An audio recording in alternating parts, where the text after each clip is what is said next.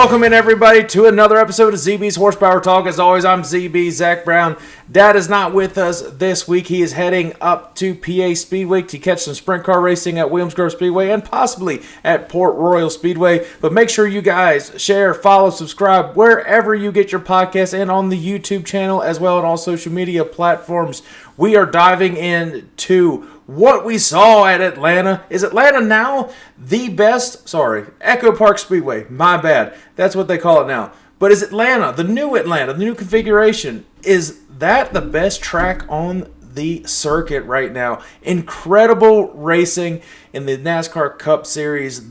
Absolutely the best race that we have seen this year. The best race we have seen on Speedway racing in a long time. It is putting on great shows year in, year out. Let's keep that rolling. That has been incredible. Chase Elliott, the hometown favorite, gets a win at Atlanta on a last lap pass. It doesn't get any better than that. It looked like Brad was able to make the blocks in the right places down the stretch, and he was doing great. The only difference is Brad's used to a much larger super speedway race, a larger drafting track such as Talladega, specifically Talladega. The way Chase was able to make those moves and keep the car stick, you dive in down there, and then I swear this car is actually worth sliding up, so I'll give him that. A little bit of a slide job. Absolutely incredible. Slid up in front of Keselowski. Keselowski wasn't able to have enough time to make a run down the backstretch. That was it. Keselowski didn't make the blocks where he needed to. He needed to go low, because that's where all of the great passes were happening. Drivers would dive down low, slide right up in front of the leader, take the lead, and it usually was temporary because they were passing every single lap. What a race. It wasn't just riding around the top, boring old NASCAR race. And I'll tell you, if it's a boring race or not, I don't care. I'm not sponsored by NASCAR or anything. I tell it like it is, and that was a really good race. I mean, I was on the edge of my seat the entire time yelling, holy shit, this is incredible the entire time. Atlanta has made it to where I need to go see one of those races in person. That was awesome to see. Good for Chase Elliott with the special paint scheme done by, it's essentially like a Make-A-Wish type thing with one of the children from the Children's Hospital. I think she was 12 years old, designed the car. Really, really cool to see that. Puts that in victory lane. What a race. I mean, just what a race. And early on, crashes happened, took out about half the field. A lot of the favorites, a lot of my fantasy lineup, a lot of everybody's fantasy lineup. And this NASCAR in-season challenge now, it is quite literally the March Madness of NASCAR right now. Who would have guessed that Ty Dillon takes out Denny Hamlin round one? Now, I was saying it's possible when I went over the bracket earlier on the last week with the bracket video I sent out. I knew it was possible. I just thought Denny would have a pretty good race at Atlanta. He had the momentum. But, I mean, you just can never predict these type of things that predict the wrecks.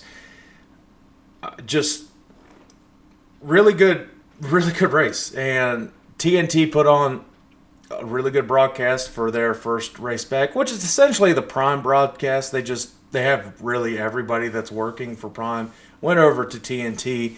So I'm sure there's some sort of deal or whatever between those two. I think it was good. Dale Jr. obviously made it really exciting. He's always excited on the laps, each and every lap, especially when it comes to the final stretch. Alex Bowman put on a great race. William Byron got caught up in early wreck. So did Larson. Larson was able to come back and get a finish, but the car it wasn't the same. The toe link was bent. I think it was just beyond replacing or beyond repair. They repaired it enough to get a finish. It just wasn't fast anymore. It wasn't handling the way he needed it to. I really like what they've done with Atlanta. I'm not saying they need to do that to every track because you can't have speedway racing on every track, especially for the drivers' concerns. But man, that was awesome. That needs to be a regular season finale or in the playoffs, something. Awesome race. I mean, just hats off to NASCAR. Hats off to Atlanta. I'm telling you, primetime races are great. Seeing a primetime race just makes everything so much better. It's just so much more exciting, and more people are prone to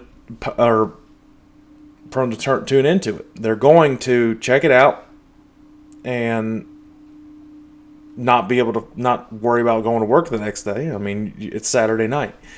Everybody's drinking, having a good time, having a cookout Saturday night, late June. That was awesome. And now everybody's bracket and everybody's fantasy has been screwed this past week. So as I'm checking into the in-season challenge, let's see what we are dealing with now and see what my damage is really. So I obviously had Denny Hamlin and Keselowski moving on. I was wrong on that. So I'm going to switch over the screen and go through this entire bracket, and you can see what I chose, what I've been correct on, and go from there. So here's what the bracket looks like now. So yeah, you have Ty Dillon versus Keselowski this week going into Chicago. And Keselowski should win that one traditionally. He's not the greatest road course racer, but I think he can beat Ty Dillon on pure talent there. Bowman versus Bubba Wallace, because Suarez and Logano both were in a wreck. Nemechek versus Chase Elliott. I thought Josh Berry could get the job done on a speedway-type track, but Nemechek has been racing really well lately. Eric Jones versus Stenhouse, they both moved on. I picked both of them. Yeah, I got those two right.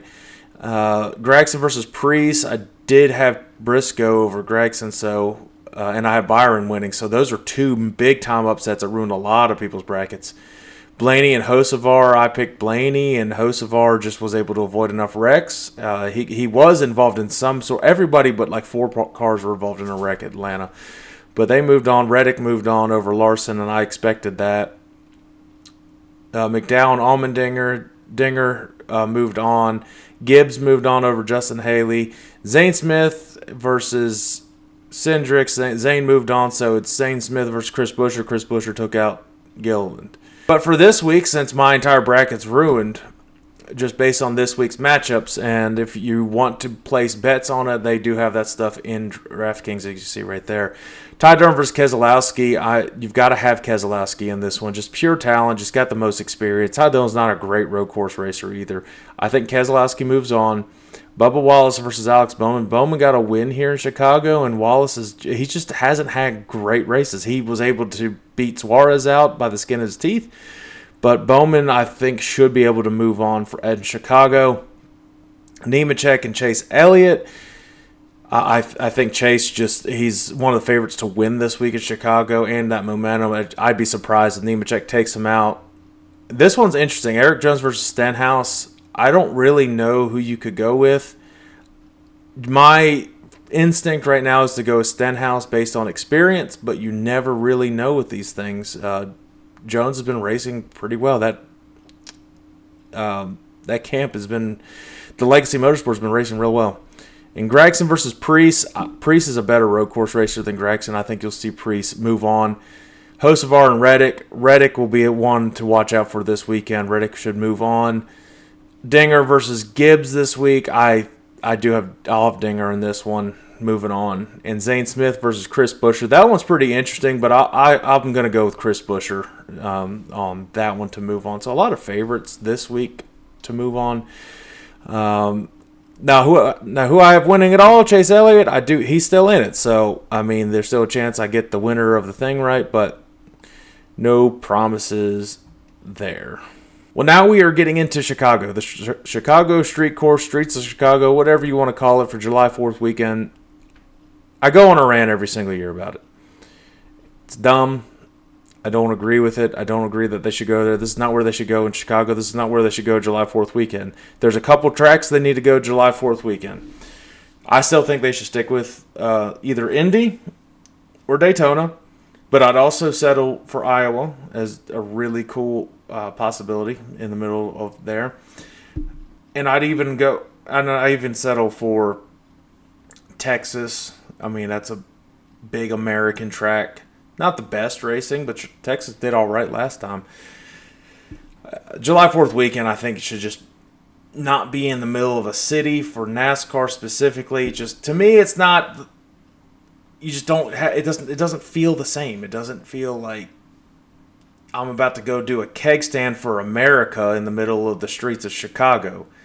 I feel that way if I'm in Daytona. Feel that way if I'm Darlington. There's another one. I mean, just these traditional tracks. I mean, I love Daytona in July. It was hot and slick Saturday night. I mean, just traditionally having that. I'm a traditionalist anyways with NASCAR. I would love them to go back there, but Indy would be really cool to see July 4th weekend too. Too many road courses, too many street courses. It's starting to get a little ridiculous. They don't need the street courses. They're trying to bring some of that Formula One crowd. But here's the thing, NASCAR, your ratings are way better than Formula One anyways. This isn't going to give you a boost, not to the expectation you're thinking. People aren't just going to tune in from Formula One and into NASCAR just because they're going on the streets here, especially at a city that doesn't really care about NASCAR. If you're going to go to Chicago, go to Chicagoland. That track is amazing. Go there. All right, rant's over. It's time for our NASCAR fantasy lineup heading into Chicago. So let's bring it up on the screen right here. So the starters this week for the streets of Chicago, I'm going with some real heavy hitters. I did win fantasy last week. I've got to keep on making ground up.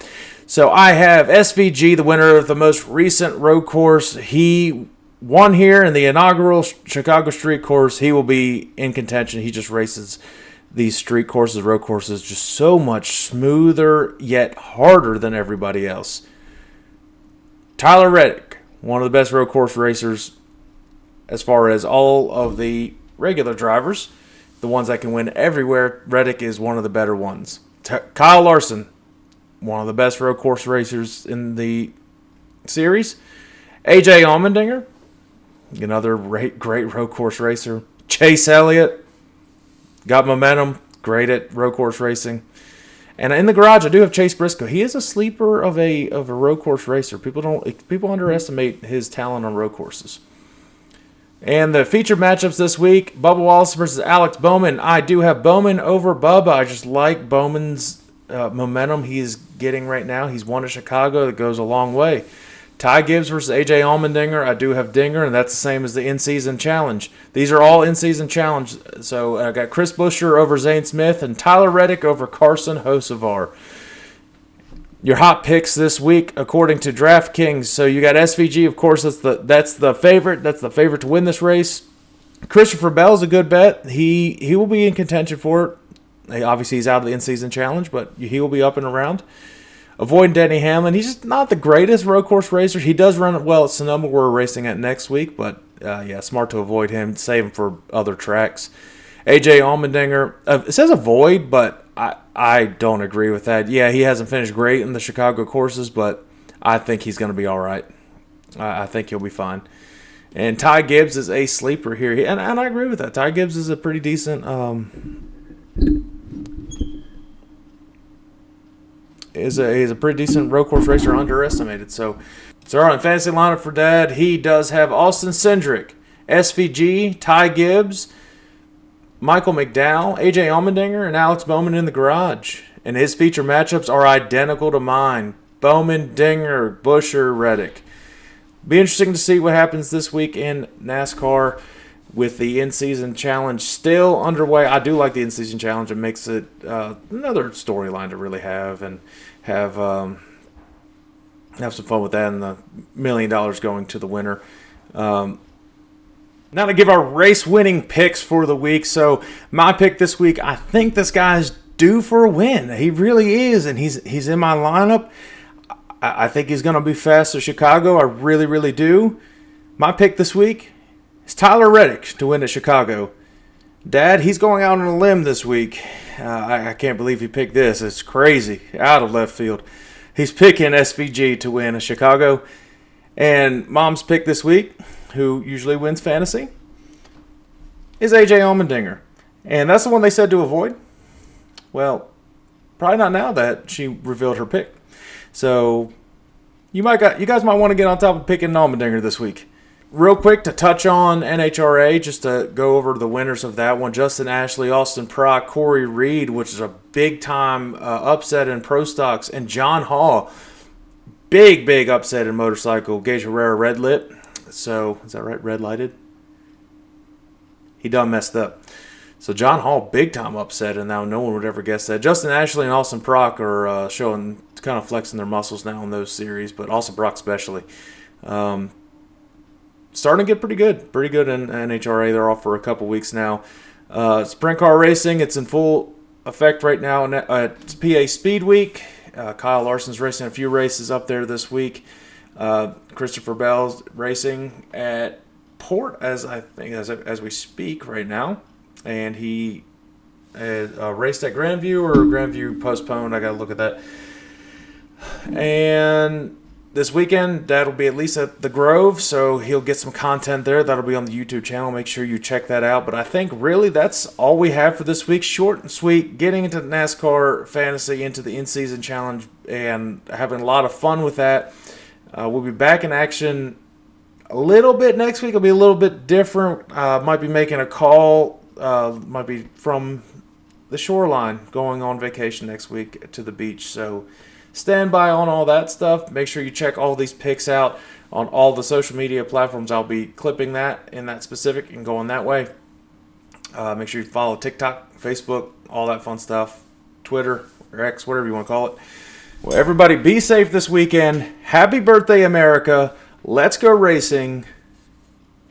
America.